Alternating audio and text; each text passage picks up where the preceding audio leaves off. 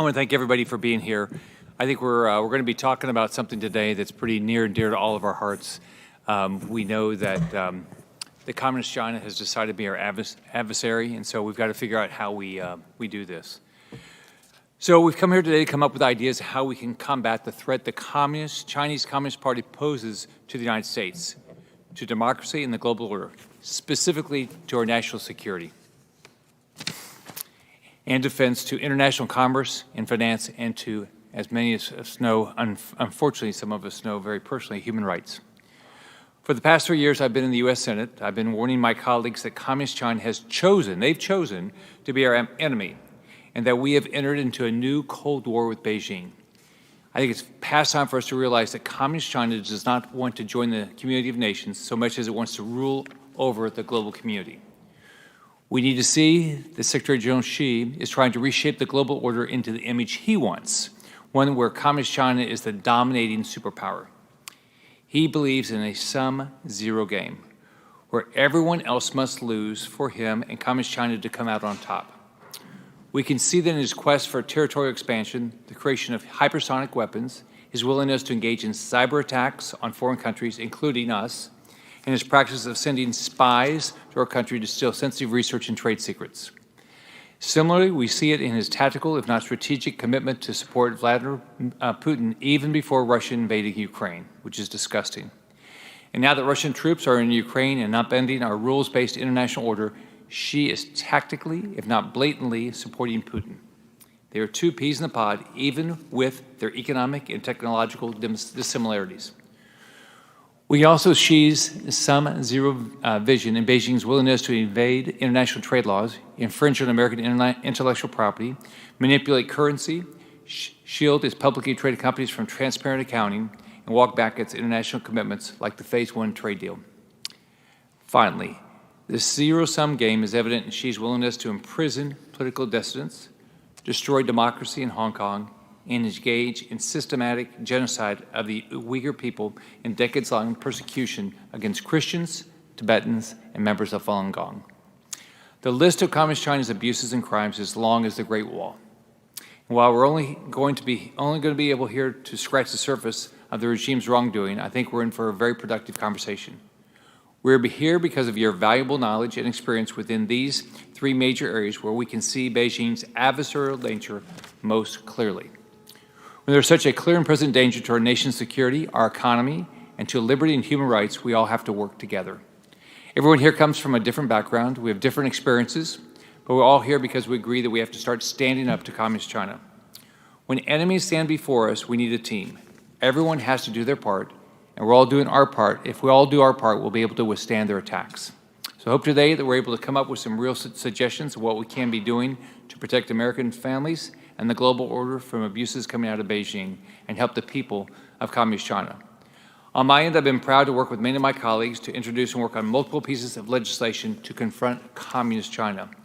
In the area of trade and finance, I've introduced the IMF Accountability Act to prevent the International Monetary Fund from allocating special drawing rights or providing increased lending to Communist China and other adversaries. It's hard to believe we do this. We give them money. I've also worked with Senator Cotton to introduce the China Trade Relations Act to strip Communist China of its permanent and normal trade relations status. I've worked with Senator Kennedy to pass the Holding Foreign Companies Accountability Act to hold Chinese firms accountable for their lack of transparency in accounting while listed on our stock markets. Regarding human rights, for the previous 2 years, I led the charge against the International Olympic Committee to move the 2022 Olympics out of Beijing into a country that actually respects human rights, because they clearly don't. Of course, I'm also very proud to work with Senator Rubio to get the Uyghur Forced Labor Prevention Act across the finish line to ensure that Americans and American companies are not financing the disgusting genocide in the Uyghur homeland. In our national security, I've introduced the American Security Drone Act to keep Chinese-made drones out of federal agencies. I've also introduced 2 bills on Taiwan, the Taiwan Invasion Prevention Act, which would end our policy of strategic ambiguity towards Taiwan, and a bill to end all financial transactions with Communist China if they invade Taiwan. Beijing needs to understand that Congress is serious about the threat it poses. That's why we're here today. We're all serious about standing up for America and coming up with ways to help the Chinese Communist Party hold them accountable. For a few ground rules, we're going to start by going around the table. We'll start with Ambassador Curry, and we'll conclude with Jacob Helberg. If you'll please just introduce yourself and give an idea of what you've been doing, what you'd like to speak about. Then we'll kick it off with, I'll kick it off with some questions, but we'll just open it up so everybody can talk. So, Ambassador Curry. Thank you, Senator Scott. It's an honor to be here with you today and with so many colleagues who I've worked with over the years on so many of these issues. And listening to you go through the list of things, the actions that have been taken recently to push back on China's malign influence here in the United States and around the world, it is very heartening to me as someone who's worked on human rights for nearly 3 decades here in Washington and has seen China at the center of nearly every human rights problem that I've worked on around the world or connected to it in some way. And to see that we're finally waking up to the true nature of the threat that the Chinese Communist Party poses to the United States and to human rights and democracy around the world is something that I've waited for and worked for a really long time. But I think we all know that the first step to solving a problem is admitting that you have a problem, and I think we finally admitted that we have a problem, and we're starting to take some of the hard and painful but necessary steps to actually solve that problem. I've worked, as I said, mostly on human rights for the past few years, and including in the previous administration, where I was very fortunate to serve as part of the team that worked on the Uyghur genocide determination and helped to push that across the finish line before we left office. And I was very proud of the work that we did. In particular, I worked very closely with Nazak on things at the Commerce Department on the entities list and the number of companies that we put on the entities list and the withhold release orders that we had the Customs and Border Protection agencies putting in place to keep Uyghur forced labor products out of our supply chain. But the work that Congress has done on this has been absolutely essential. The Uyghur Forced Labor Prevention Act, passed last year and signed by the President, is a landmark piece of legislation. It should not have taken as long as it did to pass. We all know why it took so long, and that was appalling, especially once the Biden administration came in and determined and agreed with the determination that genocide and crimes against humanity were taking place in Xinjiang against the Uyghurs and other Turkic ethnic and religious minorities. That they continue to block that legislation is appalling, but it shows that we're not there yet, that even as with all the progress that we've made in recognizing the threat, we still have a long way to go. I think that we're also seeing that, and I think we're getting close to this tipping point where we're seeing the immorality in a way of the way that we have put ourselves at the mercy of the Chinese business model in our own country. And I look at things like how there are trillions of dollars in assets under management in what are called ESG funds, environmental, social, and governance funds, that are supposed to be clean investments and virtuous investments. But out of those, billions and billions of them are invested in China as well. And this doesn't seem to trigger any kind of review by the fund managers who are saying, oh, these are virtuous investments.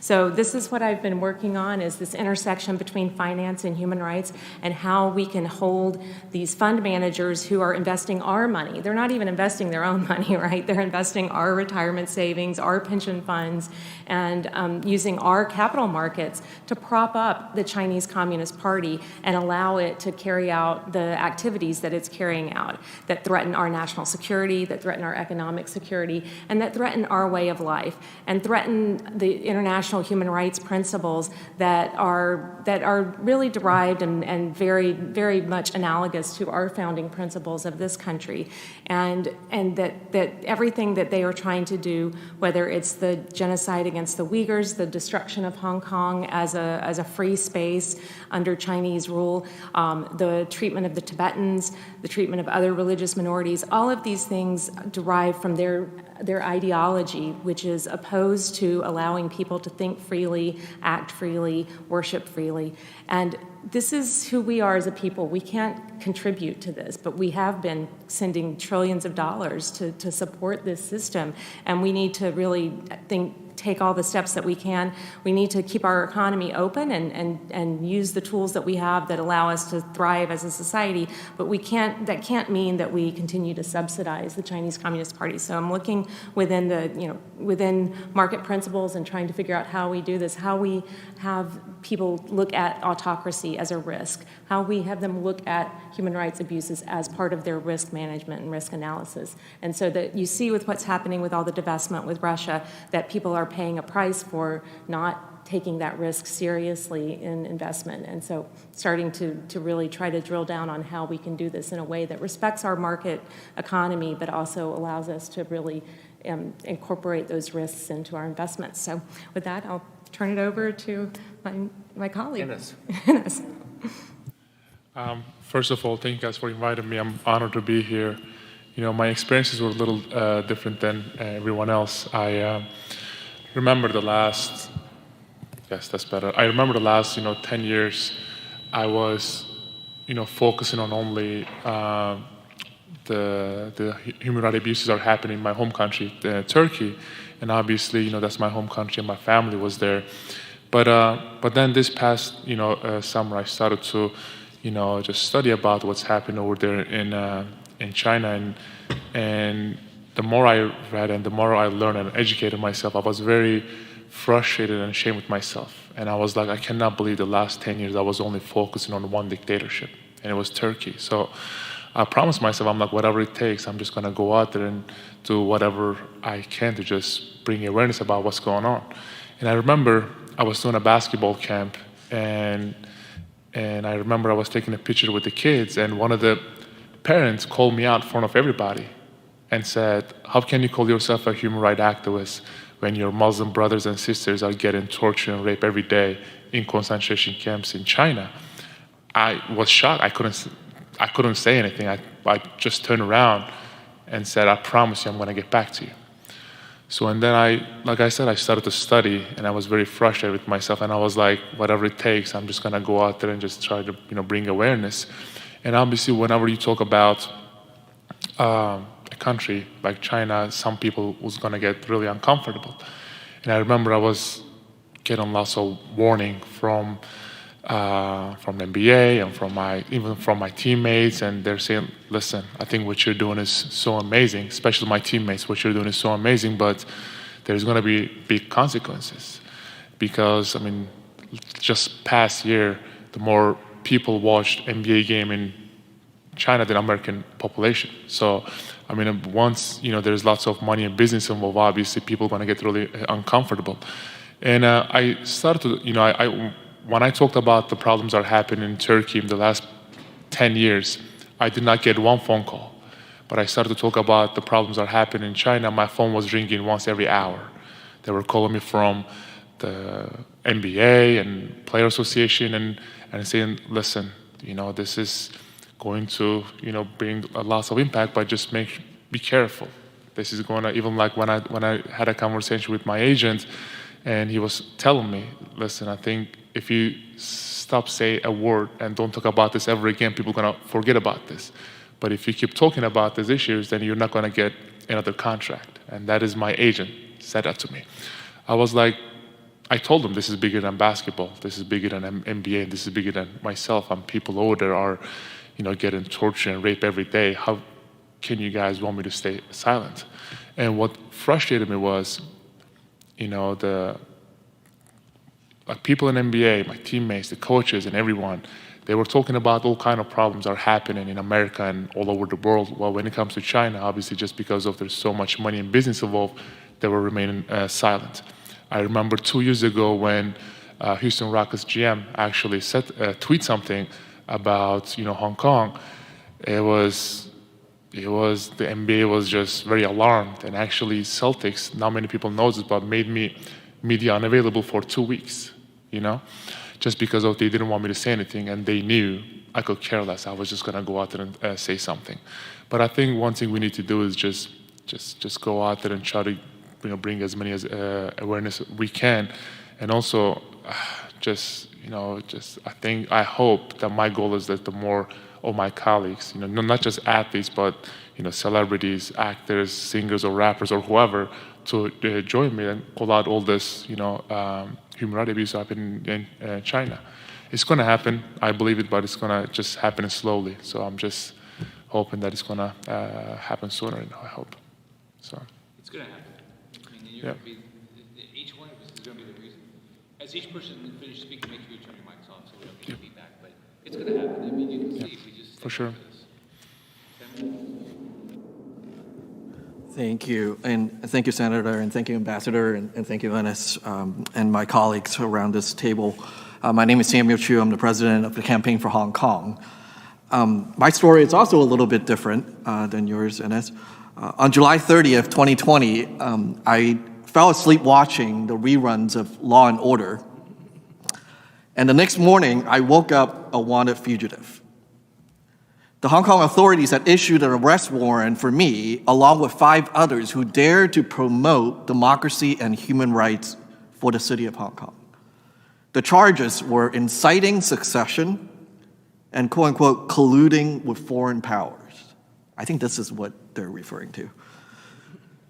They're newly minted crimes under the national security law, imposed just a month earlier by the Chinese Communist Party. Both of those crimes are punishable by up to life in prison. It doesn't matter that I've been an American citizen for 25 years. I've apparently violated Article 38 of the law, and this is what it says, that this national security law shall apply to offenses under this law committed against the Hong Kong Special Administrative Region from outside the region by a person who is not a permanent resident of the region. In other words, the draconian law aimed to crush dissent and the freedom of expressions applies to everybody outside of Hong Kong, and no one is beyond its reach. So your next retweet, like what happened to General Manager Daryl Moore, could earn you a prison sentence. Senator, your next vote and your next interview on television could bring sanctions. In fact, just sitting around this table with me today probably makes you a wanted fugitive. You're welcome, by the way. Transnational regression is not an abstract idea. It has real life and human consequences and costs. And it takes away and threatens the collective freedom that all of us enjoy here as Americans. I can no longer travel to Hong Kong. I miss the food, honestly, or any countries that has an active extradition treaties with Hong Kong or China without risking extraditions or arrests. In fact, right now, Hong Kong is finalizing its extradition treaty with Russia. I can't speak to my elderly parents, my families, my friends and loved ones in Hong Kong without subjecting them potentially to investigation and harassment by the police. I think Enes' story is a prime example. For standing up for Uyghurs and the people of Tibet, he was left without a team. All 30. And you can't tell me that the Lakers or the Nets can't use someone who just averaged a double-double last season, who I consider one of the best offensive rebounders in the league history. But here he is. HSBC, a British multinational investment bank, at the behest of the Hong Kong government, shut down and froze Hong Kong media companies and civil society groups' banks' accounts. And then they begin to place restrictions on bank accounts of American citizens at HSBC branches located in the US. When questioned for their conduct in a bipartisan letter last month, their reply in their 4-page letter was basically, it's just the cost of doing business. Just 2 weeks ago, the Department of Justice unsealed complaint against 5 individuals right here in the US, charged with stalking, harassing, and spying on US citizens on behalf of the PRC secret police. The charges that was unsealed made tangible and explicit how embedded and far-reaching the transnational repressive tactics are from the PRC. From outright physical violence against US citizens to burning anti-CCP artwork and sculpture displayed in public, to manufacturing a scandal to interfere in a federal congressional election campaign, to bribing IRS officials for alleged dirt on dissidents who are US citizens. I might have been the first US citizen and foreign citizen to be wanted under the NSL, the National Security Law, but I certainly would not be the last. And here is the reality, that a threat to human rights in the Uyghur homeland, in Tibet, in Hong Kong, and in anywhere in mainland is a threat to freedom and human rights here in the US. A threat to human rights in Hong Kong is a threat to human rights everywhere. I look forward to the conversation with all of you.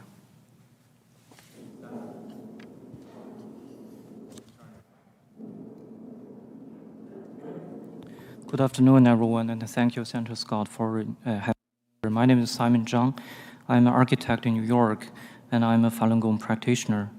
Please allow me to share with you a case of persecution. My mom, Ji Yunzhi, a Falun Gong practitioner, died 9 days ago due to the persecution. She narrowly escaped death in forced labor camps in 2001 and 2008, but this time they killed her.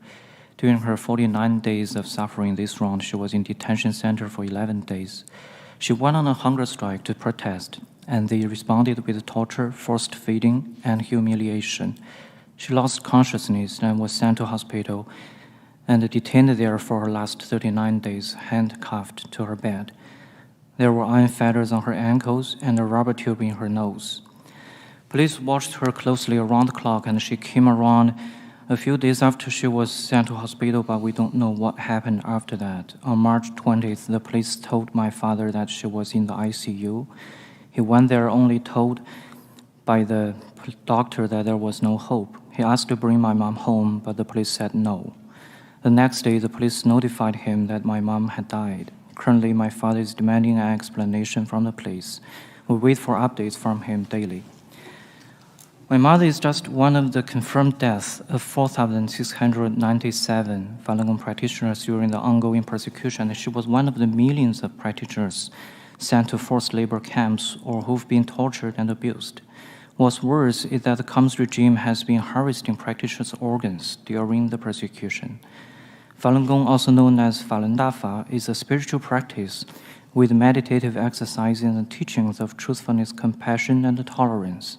Since 1999, Falun Gong has been persecuted by the Communist regime of China.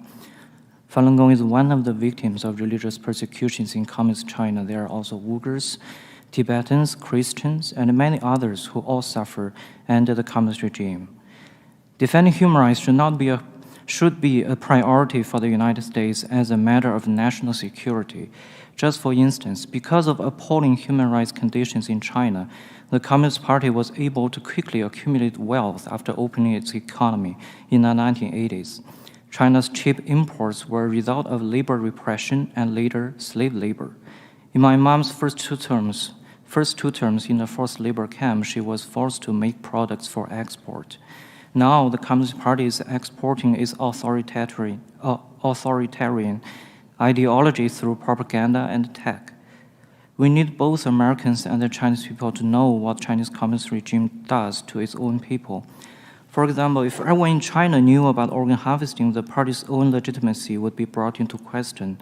If American people knew about organ harvesting, they will demand their representatives to take actions. I hope that Congress will devote more resources to that issue. The best method we have to resist the party's oppression is the truth. The more truth people know, the more actions we take. Thank you.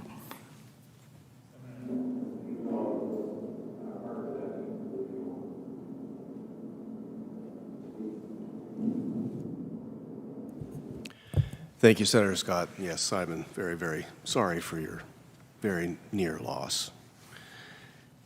When asked questions about China, in some ways it's hard to be brief because China is unlike any challenge the United States has ever faced in its current form. We struggle with trying to identify who and what the threat are because they hide behind things in our culture that we hold sacred. They hide behind ethnicity when the Communist Party of China is not in fact an ethnicity.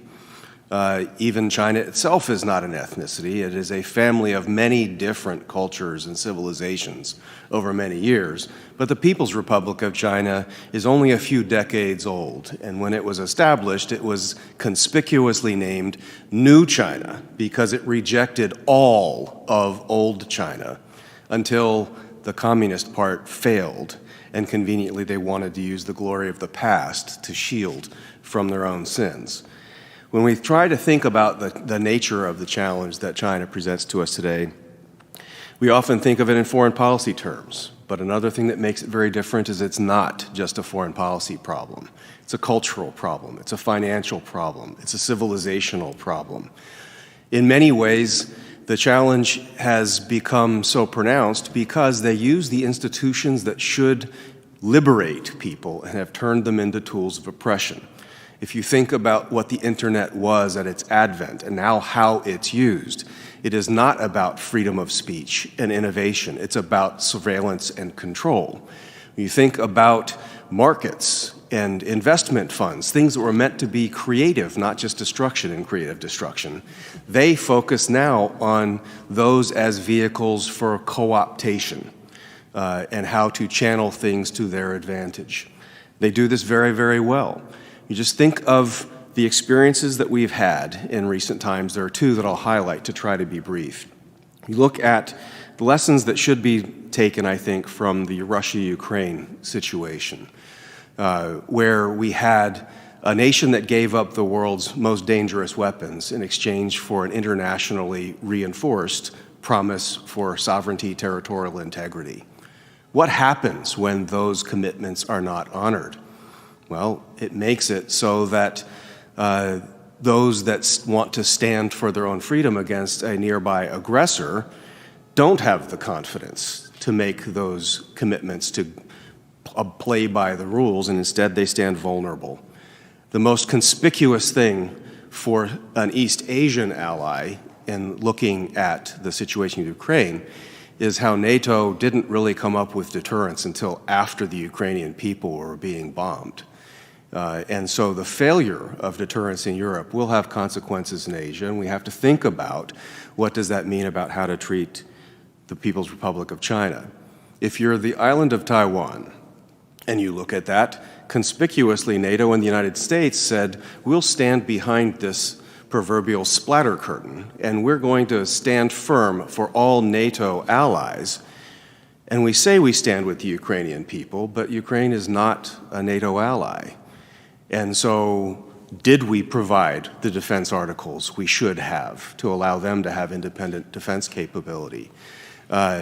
If you are Taiwan and you are not treated by most around the world as even being a country, and certainly not part of a formal alliance, you have even less to rely upon by way of commitments for your own livelihoods. Key difference, though, is the world will notice much more the loss of a Taiwan than they would a loss of Ukraine. Even though the Ukrainian people are beautiful and they're standing up and they don't deserve what is happening to them, they don't control a massive proportion of the semiconductors and other chips that make smart life go in our modern world. And so all of the comforts that people have availed themselves of to ignore the structural challenges and human rights abuses within China come to the fore, I think, in the thought that came out of Russia-Ukraine when people began to say, is Taiwan next? Deterrence in East Asia is a very different calculus. I think in the Q&A we'll have some time to address it. But I would just emphasize the importance of these institutions and the lesson of Hong Kong as a primer for how the CCP does this to its own people, to the Hong Kong people, how it will try to do it to the Taiwan people, how they do it here in the United States. If you look at what happened with rule of law in Hong Kong, you end up with what were world-class courts now being used to imprison indefinitely our friend Jimmy Lai, who was the founder of the freest media outlet in the Chinese language world, and We look at, as I mentioned, tools of surveillance as opposed to liberation and freedom.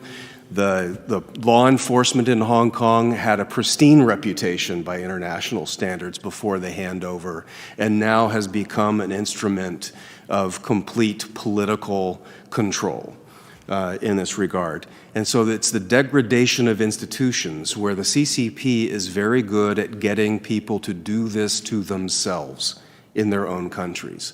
And so when we see athletes, stars, leaders in our own system speak softly, that is the first early warning of the worm working within the soil within. And I think when we at the America First Policy Institute are looking at this challenge, while we want to support those who struggle for freedom abroad, we also must focus on what do we do first in America to make sure that we are insulated against this erosion of these key institutions. Because an America who protects these institutions will have better options for helping others who are struggling against these challenges in their own geographies. When I think of the takeaways of the Ukraine experience, look at dependency, supply chains. Look at independent military and self-defense capability. And if we as Americans don't want to play 911 for the rest of the world, shouldn't we allow our allies and partners to have greater capabilities to defend themselves? And wouldn't independently capable allies and partners be much more complicating for Beijing when it thinks about how to move, to revise boundaries and undermine norms in the region? As I said, this is a topic that's probably too big for us to have a brief conversation, so I'll try to end it here, sir, but I thank you very much for convening the conversation. It has been conspicuous in recent years, while many of us believe that the People's Republic of China under the Communist Party leadership demonstrates a different kind of threat and the most significant national security challenge to the United States, there are so few hearings on this subject that will dive into this. So this conversation is a lifesaver, and we thank you for holding it.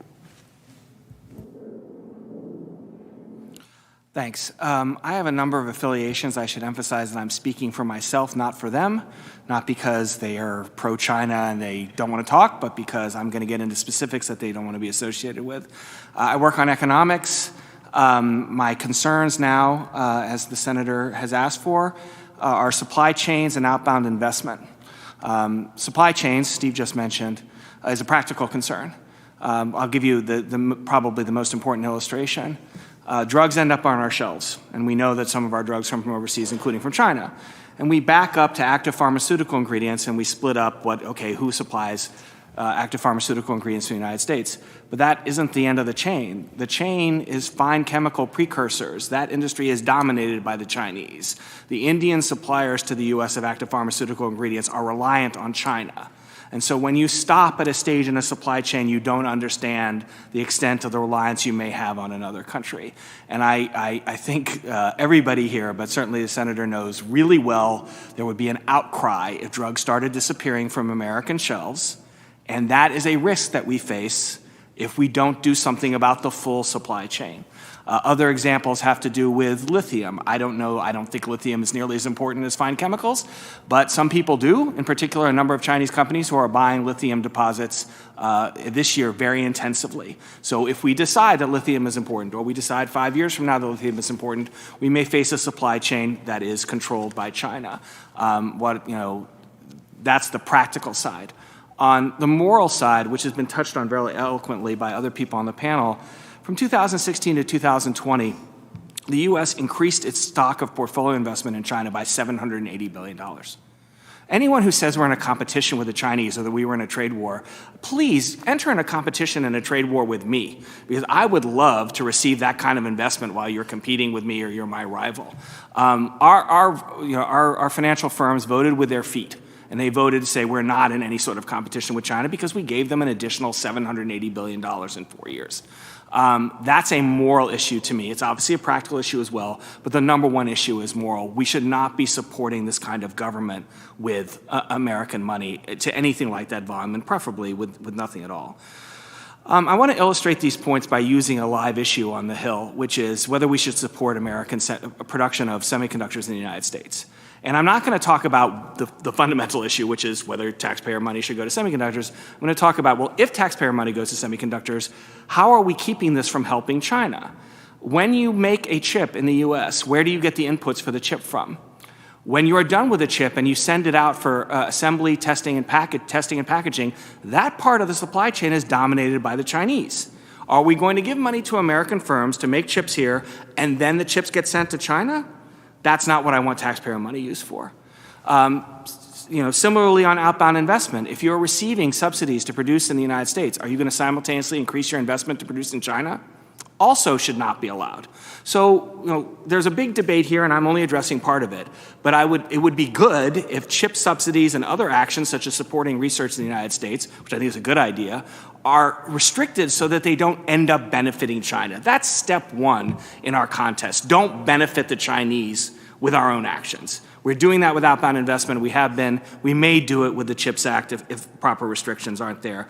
Step two, I would say, is we need to identify a set of supply chains that we think is important. The Congress needs to do that so that it's binding. Nothing against the Biden administration, but an executive order lapses when you leave. It needs to be part of American law. So the Congress needs to identify a set of supply chains and say China cannot participate at all. Not it can't participate at the end, the visible part that we see. It cannot participate at all. And it cannot be done through incentives. It has to be done through a ban. Because any subsidy we pass here on the Hill, Senator Scott would probably vote against it, but if we passed it anyway, the Chinese would out-subsidize us. They're better at subsidies. They're faster. We can't do it that way. So, there are problems with outbound investment and supply chains. My solutions are, if you want to cooperate with the federal government, you don't get to freely invest in China. And then going a step beyond that, we need to identify what is most important to us in terms of supply chains and ban China's participation entirely. All right, thank you. It's an honor to be here today among heroes and good friends, Ambassador Carrier, Commissioner Scissors. My name is Nizak Nakaktar. As Derek Scissors just said, I'm also representing my own views, but I want to kind of put all of this, at least my testimony, into context. I came here when I was 6.5 years old as an immigrant from Iran. I witnessed the revolution in Iran. I witnessed when freedom, what we had as freedom, was ripped away from under us. My mom took longer to come home from work because she had to take side streets because the guards, the Revolutionary Guards, were stopping cars with women and taking them to the side and raping them. When I came to America, there was 1994, I believe, it was the Iran-US soccer match. My father asked me who I wanted to win. And then he told me, you always root for America because America gave you your education, your home, and your freedom. We cannot take our freedom for granted. People who were born with freedom, have lived through today with freedom, don't understand how fragile it can be. We cannot take our freedom for granted. Okay, by background, I'm a trade and national security lawyer as well as an economist. I'm also a former law professor. 20 years ago, I helped set up the China Non-Market Economy Office at the Commerce Department, where we were at the front lines dealing with China's predatory economic practices to hollow out U.S. industries. I audited countless Chinese companies. More recently, I served as Assistant Secretary at the Commerce Department, working to strengthen U.S. industries and the economic war against foreign adversaries, and also served as the CFIUS lead. I also served performing the duties of the Undersecretary for the Bureau of Industry and Security, dealing with export controls on dual-use items. It is from all of these vantage points that I can tell you, from 20 years on the front lines of this economic battle, that we are losing and we need to do much more. Fundamentally, we are fighting defensively rather than both offensively and defensively. Defensively, we're fighting a losing battle because we cannot keep up with the myriad ways in which the CCP is encroaching into our economy in predatory ways. And our laws are not comprehensive enough to address these challenges. Cybersecurity is a perfect example. Chinese overcapacity is a perfect example. We've had steel, we've had aluminum. Semiconductors is the next frontier. Preform, that's the input into optical fiber cables, the infrastructure of telecom, the infrastructure for 5G. China is running overcapacity there to wipe out competitors. If you control the optical fiber cables, you control telecommunications. We have lack of regulations on outbound investments. When I was in the government, our economic analysis showed that in the US, we invest over $2.3 trillion in Chinese and Hong Kong domiciled companies. Almost $49 billion were invested in the Commerce Department entity list companies, the blacklist of companies. State-owned enterprises, over $152 billion invested in those. Artificial intelligence companies that are geared towards enforcing or monitoring oppressive practices in Xinjiang and throughout China, over $221 billion in those companies. We're not regulating, and I should also say that by investing in China, these traders, the financial markets, aren't recognizing or are hiding the fact that the market in China is not run on fundamentals. It is a casino where the house always wins. We invest every dollar in there, we are bound to lose. We are also not regulating exports of critical technologies to adversaries. We have not yet controlled emerging and foundational technologies. Those technologies are flowing freely to China and to other adversaries. And let me give you an example. By not controlling emerging and foundational technologies, our emerging technologies controls have the same exact control as this table. Our most critical emerging technologies. That needs to change. Now, our laws are riddled with loopholes. We have inadequate enforcement that we need to correct. The Uyghur Forced Labor Prevention Act is a perfect example. Everybody needs to be on the lookout of how this is enforced, and it needs to be aggressively enforced. One of the ways you can quickly do this, when we were in the government, we created lists, entity lists, of companies that were involved in forced labor. The Uyghur Forced Labor Prevention Act provides legal authority to sanction those companies. Easy place to look. We've already produced the list. Let's sanction those companies. U.S. companies are going to do what's legal. Tech transfer financial investments. It's incumbent on the U.S. government to impose red lines that companies cannot cross and enforce those. Ultimately, the strategy we need to pursue must be three-pronged. Identify the tools that we have now to fight back against the hollowing out of our industries and use them effectively, not sparingly. Identify where new tools are needed and make sure that we are implementing them, and rebuild the industries that we need. I want to stress the hollowing out of our industries. China's goal is not to decouple from us, it's for us to trade with them, but for us to be a vassal state. And by systematically hollowing out the industries that are critical to national security, we become more and more economic dependent on them, and then our ability to take action on them is weakened because of the economic interests. Let me be clear, nobody's talking about being free trade or protectionist. We should just be clear that we are not going to trade with adversaries that don't play by the same rules. We will trade freely with the rest of the world. But the last thing I wanted to stress is that we need to do this, and I really appreciate the discussion that we're having today because time is not on our side. So I appreciate your interest, Senator, in moving these priorities to the forefront because we need to do more and we need to do more quickly. Thank you. Yes, I too echo my thanks for hosting the conversation so publicly in the roundtable, and to the ambassador and to everybody, all of my colleagues here, Simon especially. I'm struck by the similarities, regardless of what theme we're touching on that you've asked us to today, of what the trend lines are. 20 years of declining trends that Nazak talked about. I see the same thing in our conventional forces deterrence, our military capabilities, putting aside nuclear for the moment. Hollowing out is a term I use all of the time. That's frankly happening in pockets, again, of our conventional military posture, forces, presence, capability, just across the spectrum. And it's happening relative to trend lines that are moving all in the other direction regarding Beijing. So job one, I think, I don't want to overtake lessons from Ukraine, but of course there are plenty that are applicable. And I would summarize it as two. How ready was Ukraine to defend itself, and apply that, the same question to Taiwan and what we have done, and you've been a great supporter of that. And then where there are gaps, are we providing combat credible forces and answers to those gaps? And there's so much more that can be done in both of those. And I appreciate that you don't want us to just wax poetic and admire the problem. You're looking for a list of solutions, which I support, although I would be happy to talk about this extent of the problem. The erosion of our conventional deterrence in the Asia-Pacific region, it's not McKenzie's opinion. These are our senior military commanders in the region saying that that's the #1 challenge confronting the U.S. military.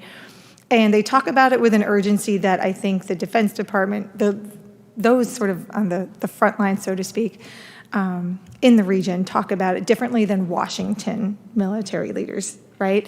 And so we call it the Davidson window, the 6-year window, that senior leaders believe that we are inside, we're now a year and a half essentially inside that window where we expect Beijing to take action, forcible action against Taiwan.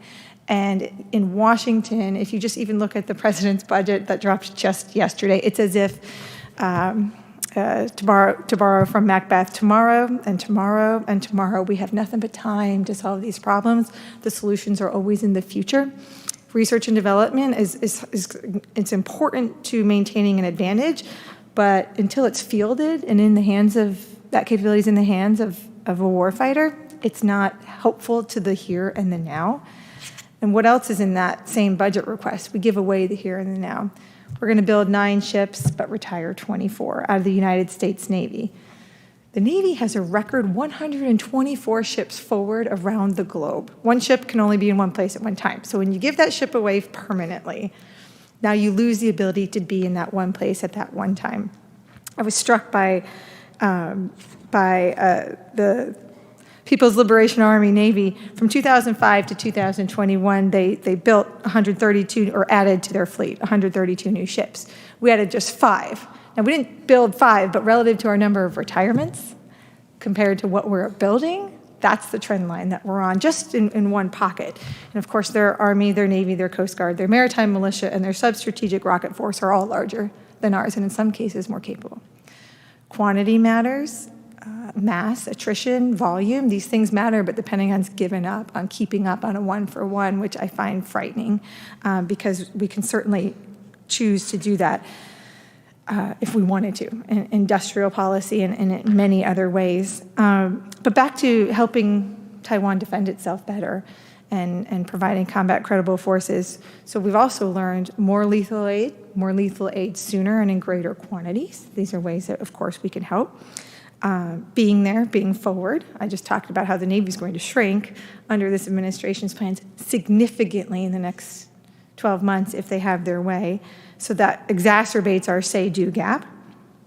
If you look at the military's pre-position stocks in Europe, okay, when the Defense Department surged, well, the Army specifically, more than 10,000, they already had 30,000 troops on the continent, but they surged 10,000, since the rattling of an invasion until today. And basically what you saw was an infantry division out of Georgia be able to fly to Europe, fall in on their equipment sets, and basically fire at the range within a week. And they only were able to do that because Congress has been pushing the Defense Department to modernize, update, and then rehearse with their pre-position stocks. So basically that's just full units of equipment. So it's everything from beans to bullets, but it's tanks, it's armored vehicles, it's munitions and weapons. You got to take it out. You got to make sure the batteries still work and the parts aren't missing and the things aren't broken. Then you got to drive the vehicles. You got to make sure that they can operate on the, heavy vehicles can move on certain roads to get where they need to go. And the Army had been doing all this. Well, those kinds of similar activities across the services have to happen in Asia. And it's a long lead challenge. If you want that ability in even just, say, 3 years from now, you have to start talking to people, negotiating contracts, putting shovels into the ground, building warehouses, then putting stuff in there. And these are the kinds of, again, concrete steps that you can take that matter, and that if we don't do it, that we would be remiss in this now shrinking window. And lastly is, of course, foreign military financing. Not my core area, but it certainly helps where Taiwan can buy U.S.-made equipment more easily, grants and loans. Just 2% of the State Department's budget for FMF this year is for Asia specifically. And I know there's a variety of reasons for that. I don't want to get into all the politics of it, but that's certainly something that your leadership is welcome on. Thanks again.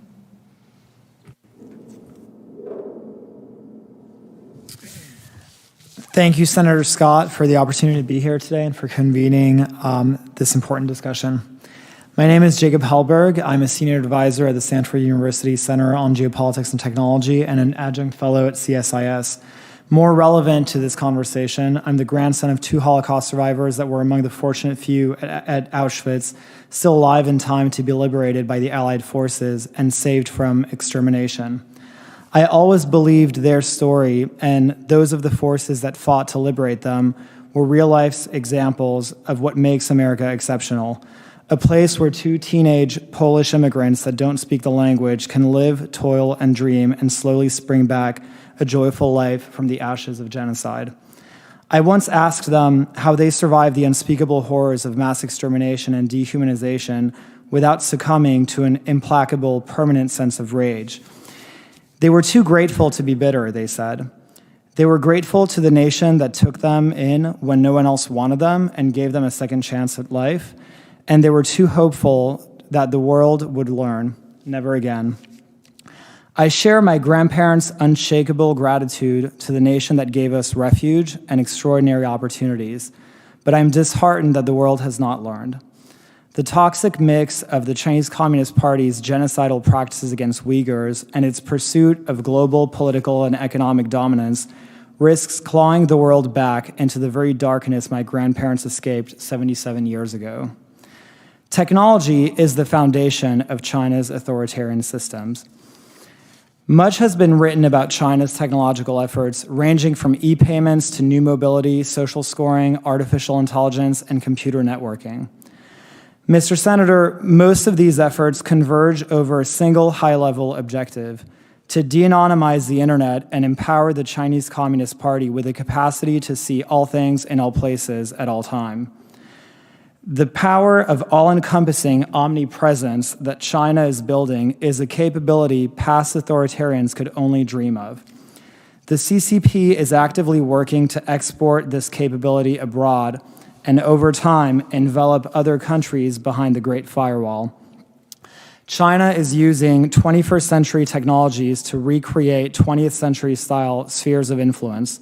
The Chinese Communist Party is in a Cold War with the American-led order, and I'm encouraged to see American policymakers are beginning to accept this reality as a basis for policy planning. Our country has never faced an adversary as formidable as the Chinese Communist Party. The magnitude of the threat cannot be understated. America cannot afford the luxury of time and passivity. Policymakers should urgently consider taking historic steps to course correct past miscalculations and defend the American way of life we all want for our children in the decades ahead. In that vein, I'd like to offer a few steps the Congress can take, which I'd be happy to discuss in greater detail in the Q&A. First, Congress should recalibrate America's trade relationship with its foremost geopolitical adversary. Congress can jumpstart this effort in 4 steps. Restrict outbound capital flows to China by legislating a framework analogous to an outbound CFIUS framework. Second, end China's most favored nation status under American law. Third, protect Americans from foreign espionage by legislating a framework to suspend Chinese software applications in the United States, such as TikTok.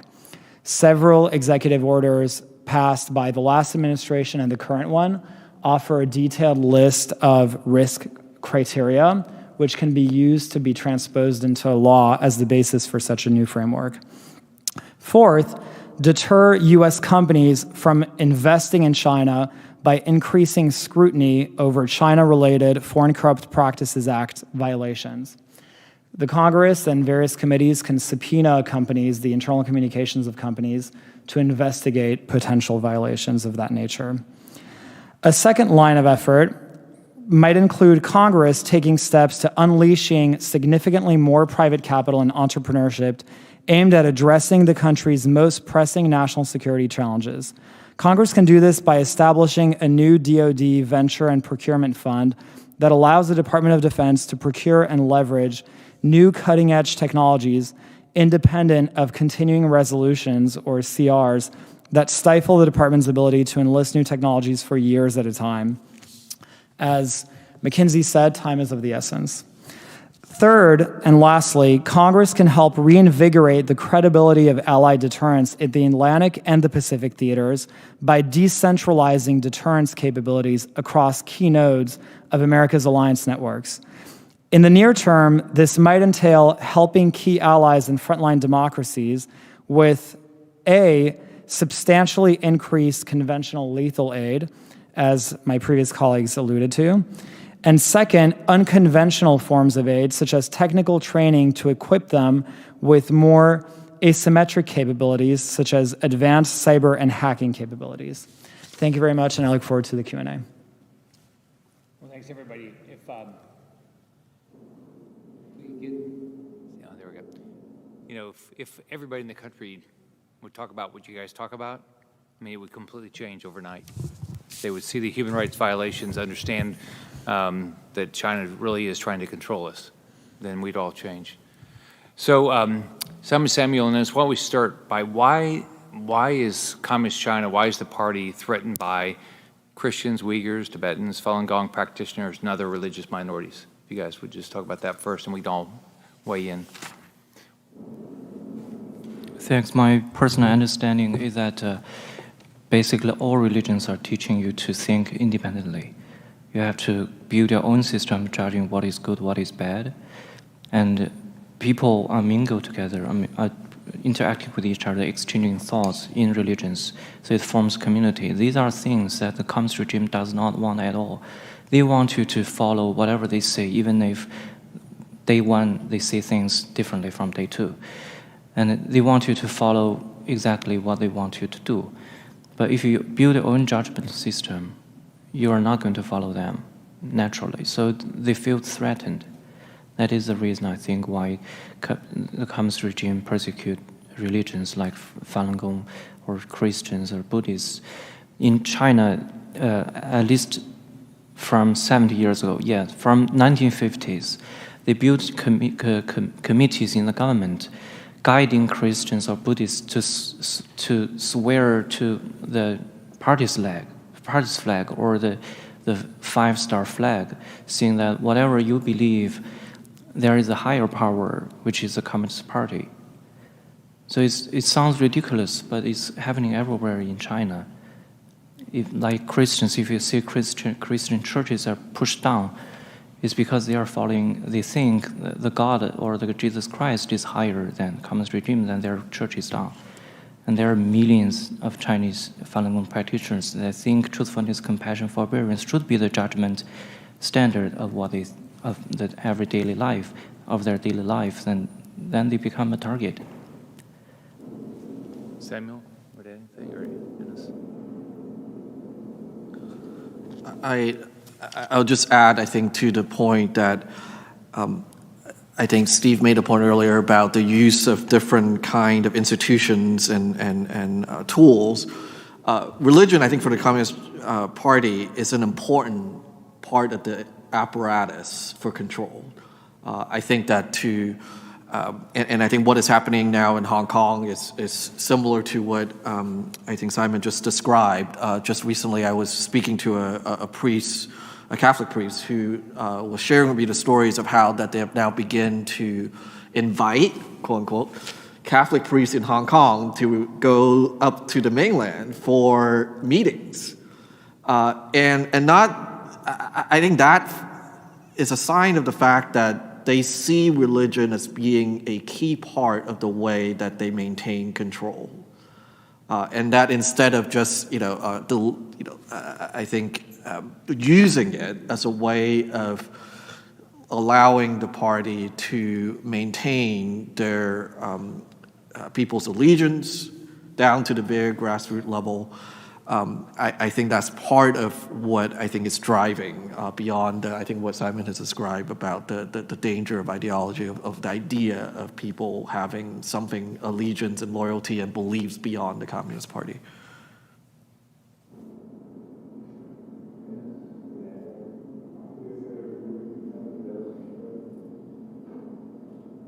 Samuel, why don't you start? Do you think that, and see whatever anyone else thinks on Hong Kong, do you think there's any chance that the Hong Kong citizens are going to have any power to be able to stop this?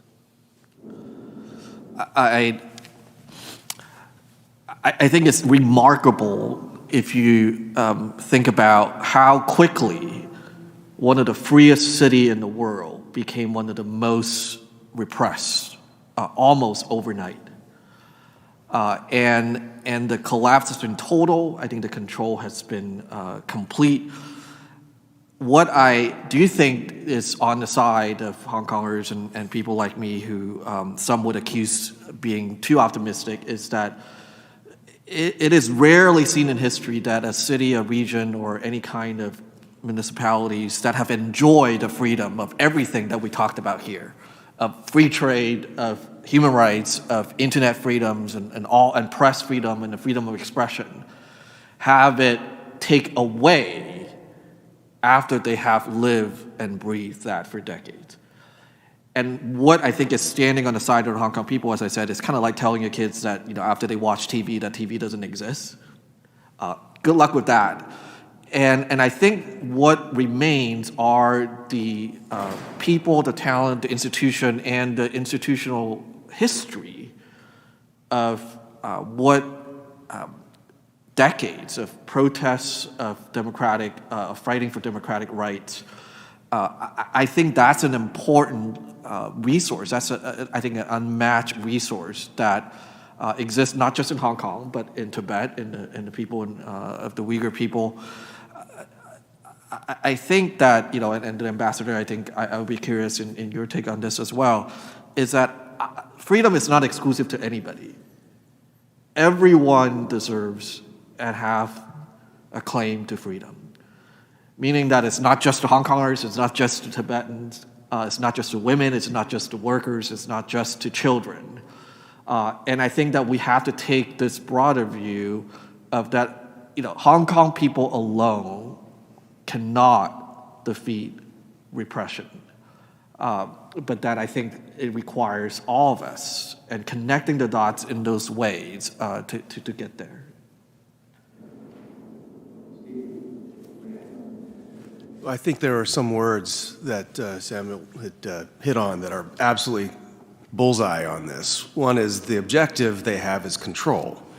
And when you have any institution other than the party or the state that has the ability to independently identify truth, virtue, morality, success, then they don't have control.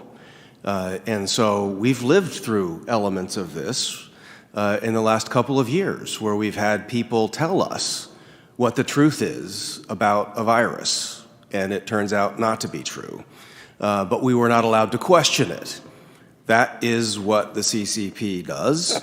It is what it has done in Hong Kong. But if you have a religious faith and you have an independent channel to find meaning in your life, to define truth and morality, to be able to question the actions of yourself or others by means other than what the state tells you, by definition, they have lost control. And so from the Cultural Revolution forward, the Communist Party of China has had only two means for staying in power. One was the juice of economic activity, and the other was absolute willingness to use power to impose its control. And that is, I think, why we see the human rights abuses most uniquely in China now. And I actually want to put an added spin on control over our corporations, control over our corporations have become mouthpieces for the CCP. That's because they're so economically dependent on revenues there. The CCP doesn't have to be its own lobbyist, our corporations are. And so in this context of control, I think it's really important for all of us to remember the economic control that the CCP currently has over the corporations into the United States. Certainly, and as his experience, he's experienced this firsthand, the corporations in our allied nations. And at what point are we willing to rip the Band-Aid? And another point I really want to make, because just as a trade practitioner, I've seen this for a long time. Companies talk about economic cost. Oh, it's going to be painful. It's going to be painful. 2 points. One, the world has to go through growing pains, and you don't go through growing pains without some type of pain.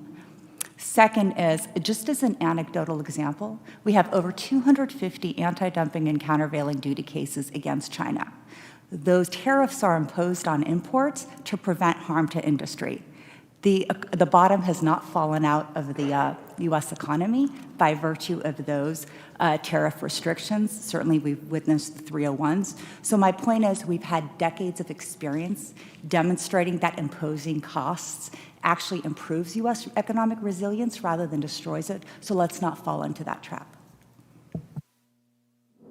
What price do you think that the Communist Party of China is paying for its human rights violations, either internally or externally? Do you think they're suffering enough? No country can escape the damage that they do to their people through repression like this. The long tail of it has not yet been seen, and I think that, if you see what happens to trust in this society. China has become a very low trust society. It has become a place where you don't trust strangers, you don't help strangers. You see every once in a while videos coming out of China of people walking past on the sidewalk, someone who's been run over by a cart or things that just appalling things happen, and people lose their sense of humanity because of the system that they're subjected to. And this does have consequences for a society. It can't not. I think we've all seen also in our own society the consequences of discrimination, of racism, of how it harms and damages a society. That is true in China as well. The Chinese Communist Party has enforced a legal regime and regulatory regime that is deeply discriminatory and deeply racist, and dehumanizes the ethnic minorities in the country that are not the non-Han, ethnic minorities. And this will have costs for the soul of the country. It's rotting it out from within. But are they paying an economic cost? Not really, not sufficiently, certainly. I think that we are moving in that direction. You're starting to see questions, especially since the Russian invasion of Ukraine, about what's it going to take for us to start to really see China in the same light that investment in Russia, investment in China what's it going to take? I think the Uyghur Forced Labor Prevention Act that Nazak mentioned and that I mentioned also is going to be a really important case study, as she said. What cost are we willing to pay to get forced labor out of our solar supply chain, for instance, and out of other supply chains in this country? And it's documented fact. We know that forced labor is taking place in these areas. We know which industries have the biggest problems, solar being at the base level. It's in the polysilicon. You cannot get away from it. And what are we going to do about it now? We know. We can't say we don't know.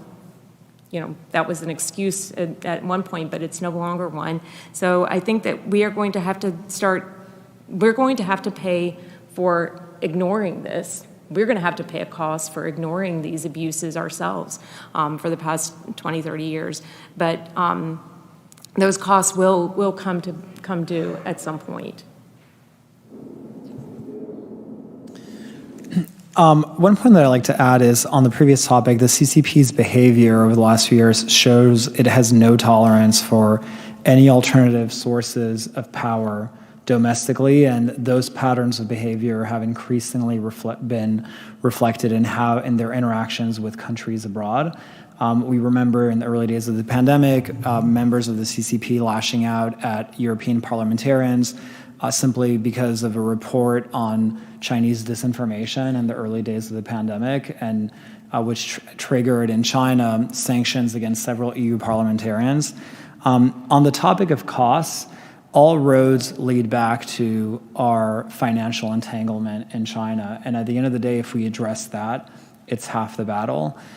China has been working tirelessly to decouple themselves from us. And so I think we have a lot to worry about if no one wants a race to the bottom, but at the end of the day, if we don't work to decouple ourselves from them, we could find ourselves sitting in this room in a few years talking about how we're not coupled, it's simply a one-way dependency where they're decoupled from us while we're still reliant on them.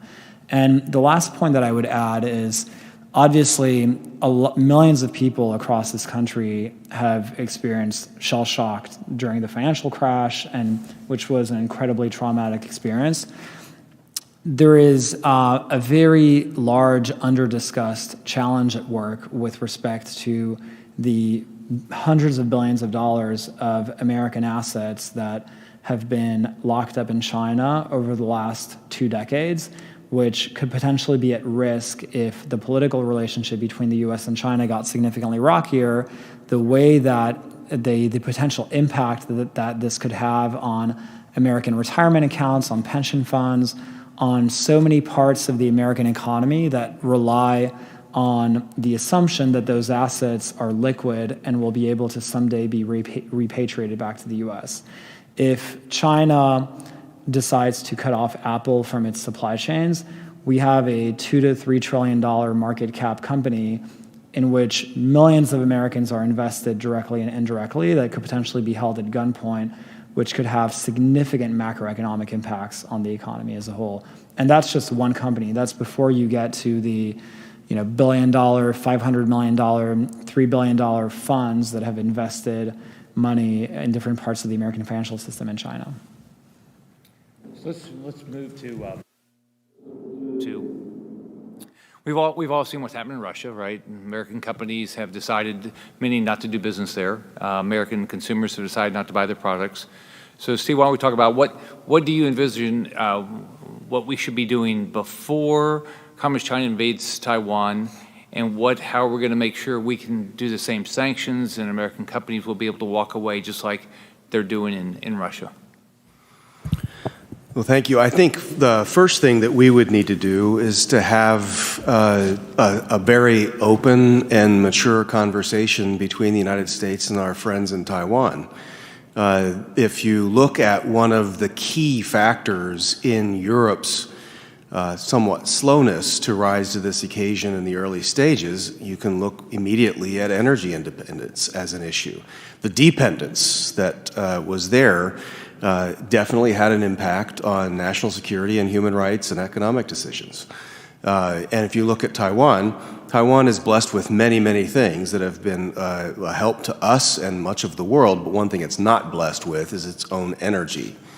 For political reasons, they have chosen to move away from nuclear as a key provider of that kind of support.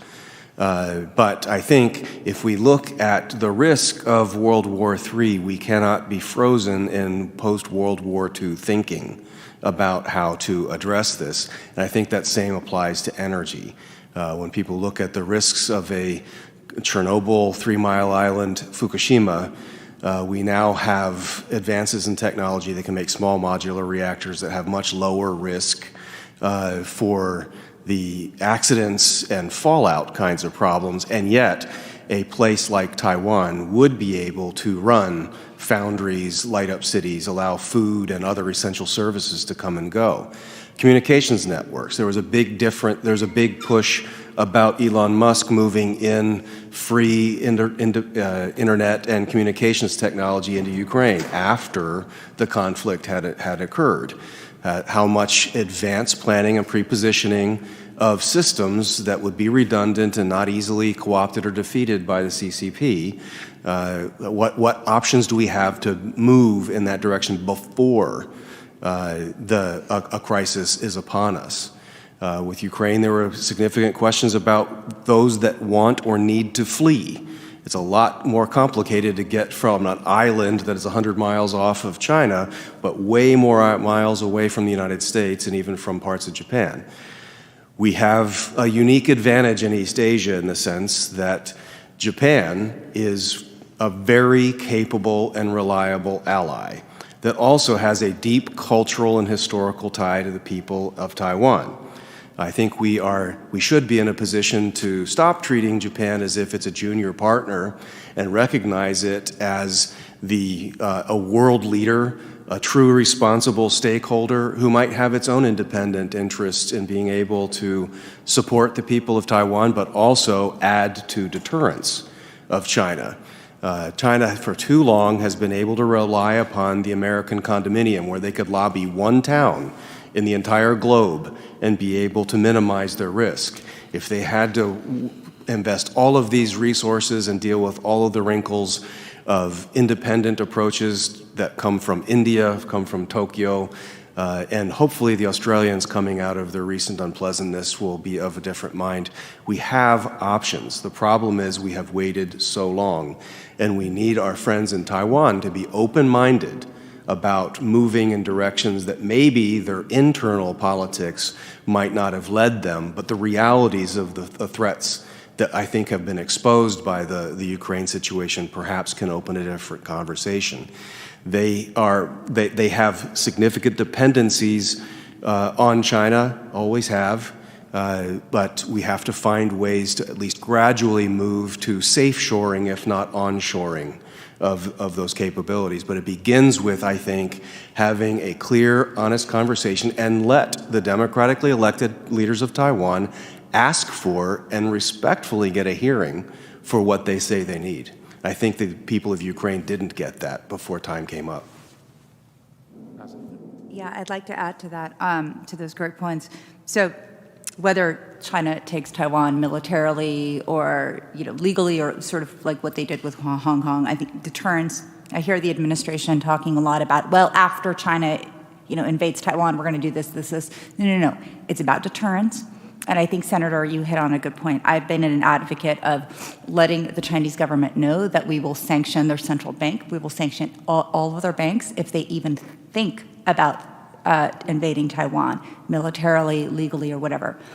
The reason why we shouldn't be afraid of that approach is because if China takes Taiwan and we don't have access to chips, the economic impact to the United States, to our allies, is going to be devastating.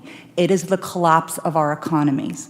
And so we need to be very strong, very resolute in a credible threat, because the reverse is true, our economic collapse.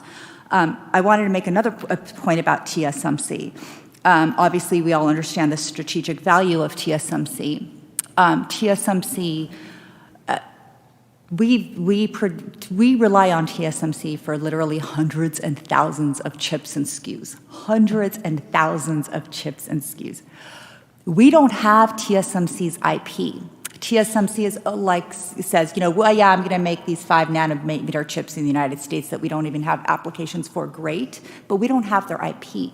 So if something happens to Taiwan, we're in a terrible situation in the United States, because China makes a whole bunch of chips, Taiwan makes the most, but we don't really make very many to protect our industries and international security. So I would suggest that folks think about, if we actually do want to put our money where our mouth is to defend Taiwan, Taiwan needs to step up and provide its IP to us, either a licensing basis or whatever, but because if Taiwan goes and we can't defend it, we lose as well because of the lack of IP. Finally, there's a lot, while I'm a huge supporter of rebuilding semiconductor capacity, near shore, onshore, whatever, I think we really need to be realistic about the time horizons. Again, hundreds of SKUs and hundreds and thousands of SKUs over at Taiwan. Realistically, this is going to take decades, trillions of dollars to onshore, near shore, et cetera. So the focus really needs to be on what are the chips that we need for defense capabilities, what our upstream supply chains are, what do we need for our defense sector. Because if we can't supply chips for our defense sectors to defend Taiwan, to defend our allies, to defend our own nation, all hope is lost. And so the near-term defense needs, longer-term economic needs.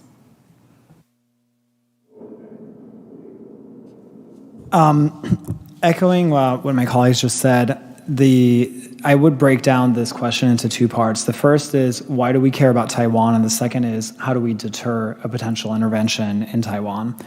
On the question of why we care, there are 2 main issues with respect to Taiwan's strategic place in American strategy. The first is our ability to reliably access a steady supply of chips that Taiwan provides to the U.S.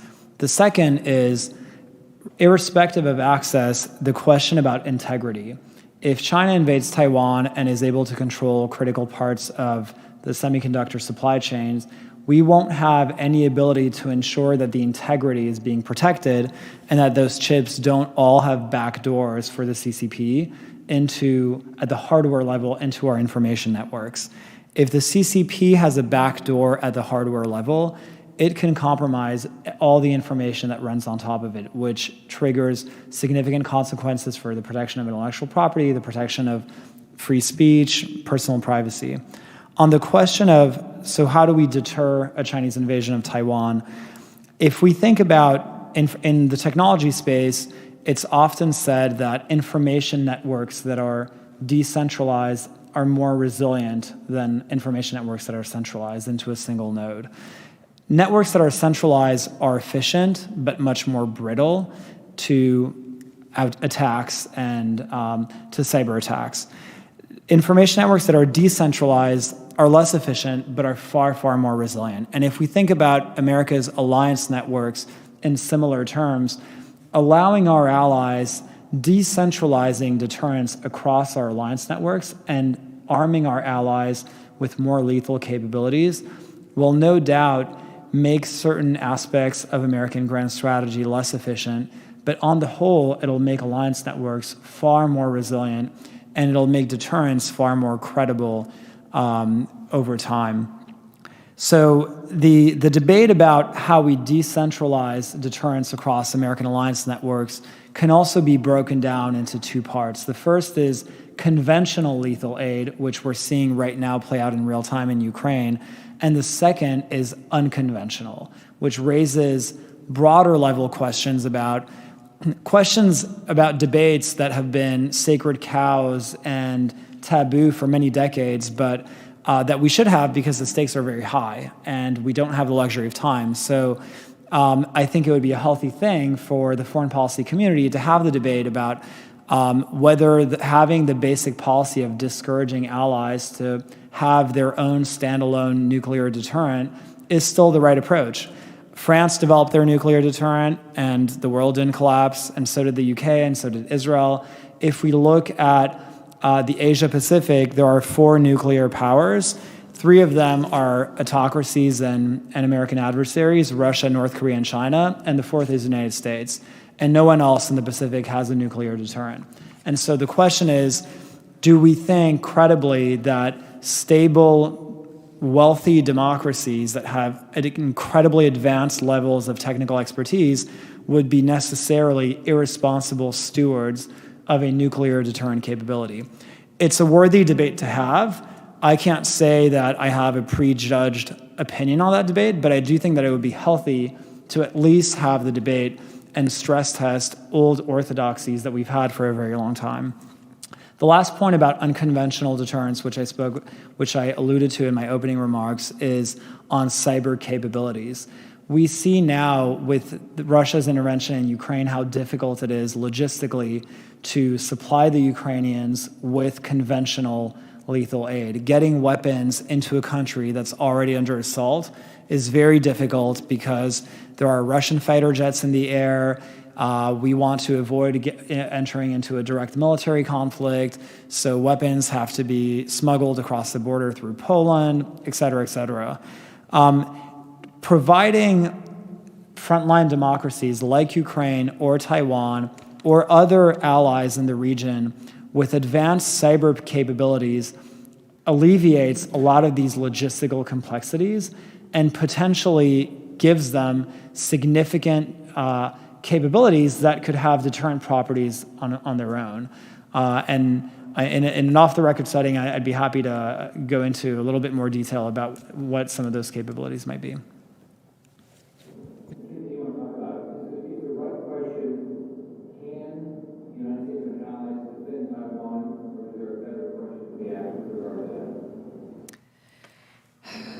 So if you believe in deterrence by denial, you don't want to get to that stage, right? You don't want to actively have to then go defend the island. But I want to think about all of the phases and stages, but I want to be credible in convincing Beijing that it just wouldn't be worth the effort. And you do that through dozens of different ways, conventionally through nuclear policy and nuclear modernization, and then all of the other components and facets, I think, that we've talked about today. Right now, I'm not sure that we've really convinced Beijing that it would be too painful to do that for a variety of reasons, some of which I outlined. I do think in planning and in sort of Pentagon think, it would help if Congress pushed the department to think more creatively. So this promise of these future technologies, will come to bear at the moment when, potentially Beijing moves militarily. The war plans are essentially giant missile exchanges and salvos, and it's really uncomfortable, sacred cow, to talk about, well, what happens after the giant munitions exchange? What if we have to take back the island? What if, as Steve was talking about, this is a place where most of the food is imported and all of the energy, essentially. And so what if we're there on a humanitarian basis solely, and then trying to fend off, worsening aggression? There are so many other scenarios that it's just too taboo to talk about, much less plan. But if you don't plan, as I described earlier with the pre-positioning, then it won't work when the moment comes to flip the switch. And so I do think that creativity is something we're lacking. I was encouraged to read, we have Marines on the island training Taiwanese military forces. Great. We need to do that times 100 in other different ways. In some cases, we reveal that capability. In other cases, we hold it in abeyance as a surprise when we need it.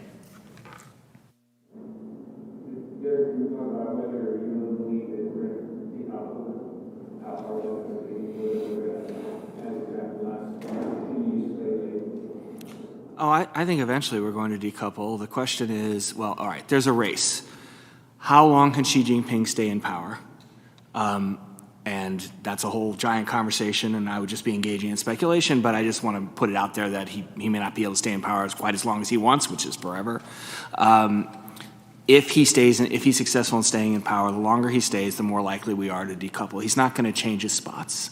He's not going to say, oh gosh, I don't want to be a cult of personality dictator anymore, or I believe in the market, not the state, or any of the various things you're expecting, that one might hope for. It's not going to happen. He's not going to go quietly into the good night and say, I'd really like to retire to a nice villa. So the longer he stays in power, the odds rise that we're going to decouple. The question is, and it echoes what people have been saying about other issue areas, are we going to prepare ourselves, or are we going to have it thrust upon us?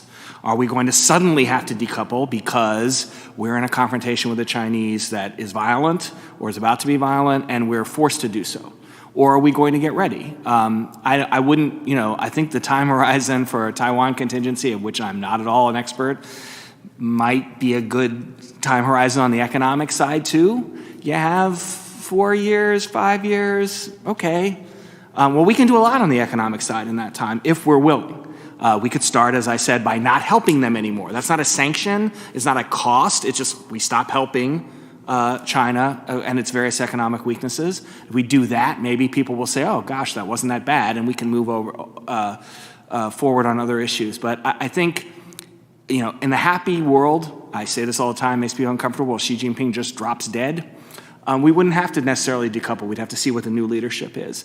If he's in charge for 10 years, we will be decoupling over those 10 years. And the question is it under our control or is it forced on us? I do want to add one point, though. The one item that keeps me up at night is that for our defensive capabilities, we need chips and we need critical minerals. And without those, we have a one-strike capability, which then takes us to a nuclear scenario very, very quickly. So as we're looking at the time horizon, as Derek said, in terms of engaging in self-help, I think China's calculus is it's going to move on Taiwan sooner, certainly before the next administration. That means we don't have much time to solve our critical mineral vulnerabilities, at least very minimum, our chips for defense, because we need those in order to have more than one strike capability.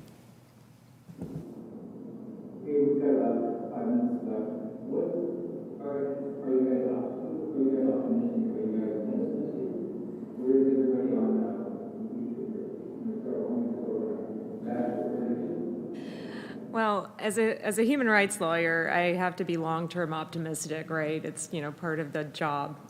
Short-term, I think it is going to be painful across the board, but I am encouraged that we are having these conversations, that these are becoming the norm, that we are talking about these things. So I do think that we are at least, awake and alive to the challenge, whereas 5 years ago, that certainly wasn't the case. So I've seen the sea change there, and I've also, as Europe is coming out of their fog on this, we will have better partners going forward, and we'll have more opportunities to work with the kinds of partners that we need to reshore, to onshore, to have free trade among free nations, which should be the goal for us. Yeah, I am very optimistic. I remember first time I started to talk about these issues, and even my teammates in the locker room were scared to, say a word, or scared to come and talk to me. And then the more I talk about it, and the more we speak in the locker room, and I remember like a few months later, my teammates started to ask a lot of questions. And unfortunately, they were telling me that, we love you, we support you, we just cannot do it out loud. Because we have so many sneaker deals, and we want to get another contract, and we have family to feed and stuff. But even them, started asking me questions was a hope for me. And I mean, this year, I think what WTA did was just unbelievable. I want to mention that because I think every organizations and associations should take an example of what they have done. And I think I am hopeful. I think NBA and many other organizations, is going to get there one day, but it's just going to take some time, and it's just going to take some, people to come out like you guys and to educate them. Today I'm here to not speak, but just learn and educate myself, so I can just, educate some of my colleagues and athlete friends around me. So I am very optimistic. Yes. Yeah, I think for me, I'm optimistic because I trust and believe in what we have witnessed in the response to Ukraine and the war and the aggression from Russia is that I think something that a number of people have mentioned is that if you are clear and transparent and honest about what is happening and what we're willing to do, people will step up. And I think part of it is being able to tell the body politic and Americans, everyday Americans, ordinary Americans, what is happening, and watch them step up and say that we can make these changes and we can sacrifice, our own benefit and safety and risk for the greater good. And I think that that's an important and really I think there's been a lot of talk in the last few days about regime change. What gives me hope is not about policy of regime change, either Russia or China or anywhere. For me, the hope lies in the fundamental rights that people have for self-determination. And I think that's what ultimately we have to. We never know where that spark will come. I continue to encourage everyone to see hope in all dissent and any injustice, and anyone who's willing to speak up here and in Hong Kong and in Taiwan and in Tibet and anywhere else, because that's the right to self-determination will outlast whatever authoritarian control that I think Xi Jinping and the regime will try to hold on to. Yeah, I'm optimistic too. Since I'm from China, I know China pretty well.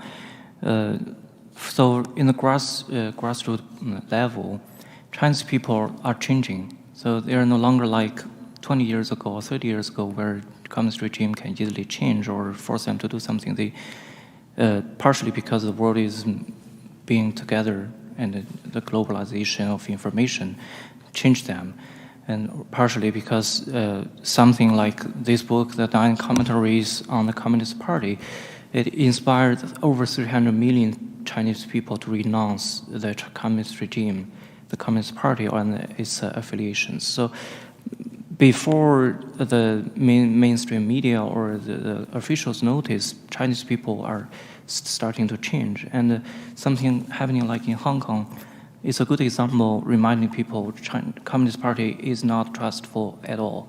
They promised 50 years of no change, and in 20 years they want you to change totally. So Chinese people are changing. And outside of China, Western world that used to give money to Chinese regime, they are changing. Like conversation like today, it was not happening like 10 years ago. And in Australia, in Japan, those governments and Congress and people are changing too. So the future, I'm optimistic. Thank you. Dismal science. I'm not optimistic. I wish I could be optimistic. We have a number of industries in this country, as has been referred to, that are very closely tied to CCP decisions, whether they like it or not. The tech industry has long been one. In the past few years, the financial industry has been one. The last few months, you have an avalanche of people saying, now's the time to invest in China because stocks are beaten down. Well, you know, maybe there are other reasons not to invest in China other than price. So I wish I could be optimistic. I would be optimistic if we had, and we need both parties to do this, people who would stand up and say in both parties, this is going to be costly. We're not talking about Belgium here. We cannot address this problem and pay no price. But it has to be both parties or it won't last, and it has to be somebody saying, making the case to people, this is why. It's not going to be that easy and it's not going to be that quick, but there's an overwhelming reason why. If we have that, then I'll be glad to be optimistic.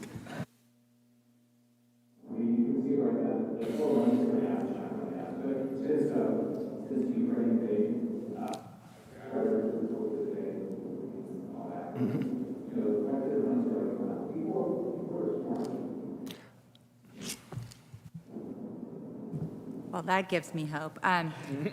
So I have mixed feelings. This conversation, all the folks in this room, your leadership, Senator, this is what gives me hope. The fact that we, with our allies in dealing with Russia, came together to together withstand, endure economic harm for the greater good, that gives me hope. The thing that doesn't give me hope is that fundamentally, genuinely, time is not our side, not on our side. All of the legal mechanisms we have in place to deal with the problem are riddled with loopholes. We're still having tech transfer. We're still having a lot of bad things happen. And unless there's a willingness for the backlash by industry to do what's right and endure that backlash to do what's right for the country and move the country forward, I really fear that until we get there, we might be in a losing situation. I'm with Derek. I will get optimistic when there's leadership in Washington that's bipartisan that tells, because Samuel's right, and the American people will get there. I think they would stand up and say, salute, so to speak, proverbially, to making a sacrifice. But, I go back to my Macbeth reference. There's too much passivity about the urgency of the challenge and confronting it quickly, and I think Beijing knows that. So I hope you can help change that.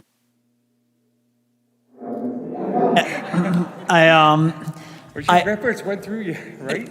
Absolutely. So I share the grave concerns that a lot of people here have expressed, and I think that, as I mentioned earlier, I agree with everyone here that China poses a threat and is an adversary, the likes of which our country has never seen before, in terms of its size, in terms of the comprehensiveness of its power and its global ambitions. With that being said, and to end on a slightly more optimistic note, I am optimistic about the fact that I think that this contest is more than just who has the biggest population. It's fundamentally also about ideals, and you're kind of seeing a microcosm of that play out in Ukraine, where Ukraine is obviously a third of the size of Russia. And it's about the fact that, on the one hand, you have a country here that's a democracy that stands for ideas that are fundamentally universal human aspirations. And on the other hand, you have an authoritarian government that feels the need to surround its government officials with masses of armed men and to try to extinguish any ounce of individual human thought and words of expression. And so whenever you have a leader that boasts himself in front of the world with alongside these grand military parade, but then is terrified of words and thoughts, I think that's a regime that I would short in the long run. Peter Drucker, I don't know how long ago he said this. Create it. So we all can create the future. So it's up to us, and it starts with a spark, like I think Samuel said. So we're going to do it. So thanks everybody for being here. We're going to make good things happen. I'm very optimistic.